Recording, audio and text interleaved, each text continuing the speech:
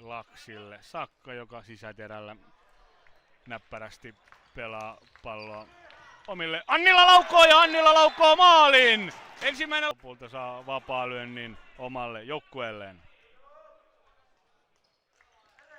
Keskiviivalle Koskinen, poikittain Ranne, laitaa pitkin Vanhatalo laukoo ja Vanhatalo laukoo!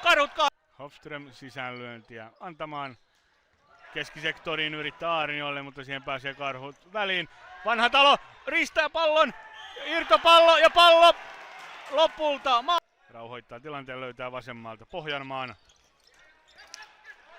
Hautaoja kimpaan pää, kaksikko riistää ja Vanhatalo tällä.